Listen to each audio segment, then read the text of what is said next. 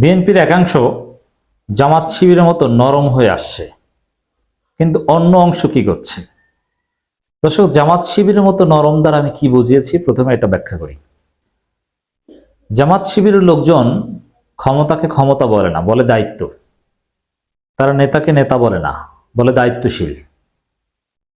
যদিও আমি মনে করি যে দায়িত্বশীল শব্দটা যথাযথ নয়, বরং নেতা শব্দটাই যথাযথ। এবং জামাতের লোকজন একটা কথা বলে যে আমরা ক্ষমতার জন্য রাজনীতি করি না, মানে এমন ভাব যে ক্ষমতা জিনিসটা মনে হয় ভালো না, অথচ রাজনীতি মানেই ক্ষমতার জন্য কাজ, ক্ষমতা যাওয়ার চেষ্টা।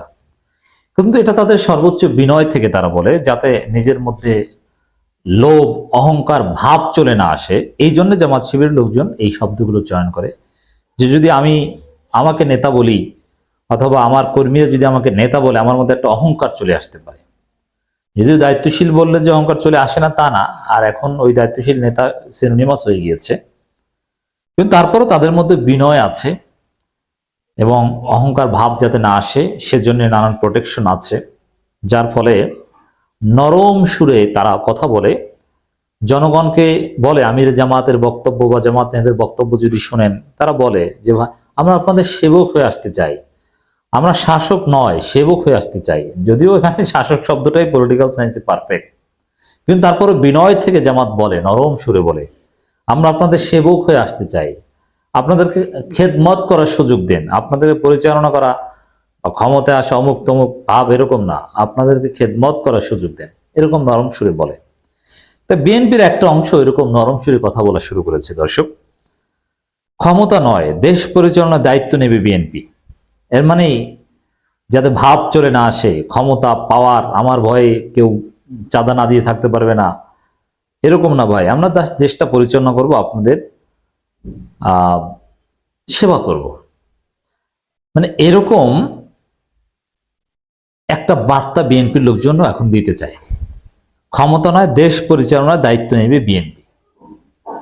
আর অন্য একটা অংশ কি করছে? তারা চাঁদাবাজি করছে, তারা চাঁদা না দেওয়ায় দোকানপাট বন্ধ করে দিচ্ছে, তারা চাঁদা না দেওয়ায় দোকানদারকে মারছে, সেই ছবি সিসিটিভি ফুটেজে ভাইরাল হচ্ছে,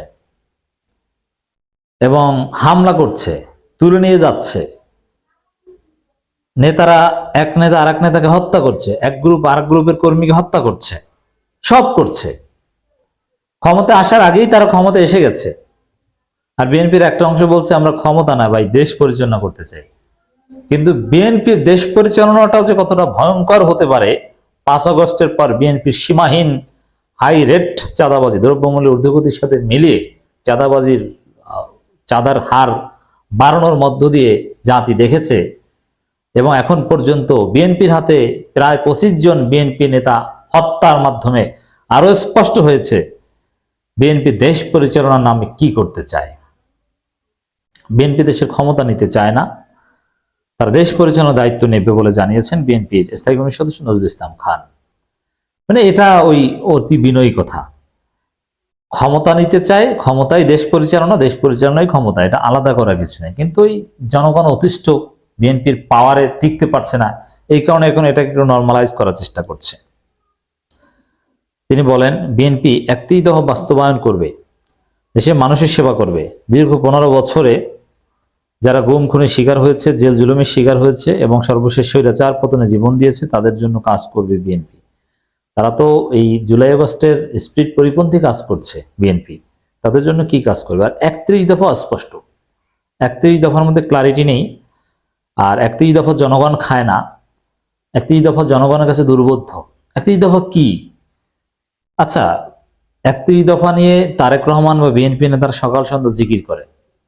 আমি চ্যালেঞ্জ দিয়ে বলছি, বিএনপির 5% নেতাও 31 দফা সম্পর্কে 5 লাইন বলতে পারবে না।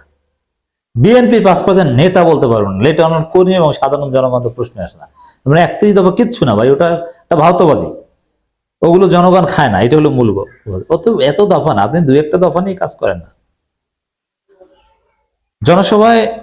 একটা জনসভায় নজরুল ইসলাম খান বক্তব্য দিতে গিয়ে বলেন, গত 15 বছরে বিএনপির 700 নেতাকর্মী গুম হয়েছে, হাজারো নেতাকর্মী খুন হয়েছে। গত জুলাই আগস্টে আন্দোলনে 2000 মানুষকে হত্যা করা হয়েছে। সেই 2000 সবাইকে আবার বিএনপি নিজেদের দাবি করে না ফেলে কারণ শামসুজ্জামান দুদু তো বলেন যে এই আন্দোলনের জুলাই আগস্ট আন্দোলনের একমাত্র মাস্টারমাইন্ড নাকি তারেক রহমান, অতএব সব লোক তারেক রহমানের হতে পারে। বিএনপির লাখ লাখ নেতাকর্মী জেল খেটেছে, অসংখ্য মামলা এখনো চলমান। দেশনেত্রী বেগম খালেদা জিয়াকে মিথ্যা মামলায় জেলে রাখা হয়েছে, তারেক রহমানের নামে মিথ্যা মামলা দিয়ে যাবজ্জীবন সাজা দেওয়া হয়েছে, এখন অনেক মামলা বিচারাধীন। লাখ লাখ নেতাকর্মী নির্যাতিত নিপীড়িত হয়েছে। এসব থেকে উত্তরণের জন্য কাজ করতে হবে।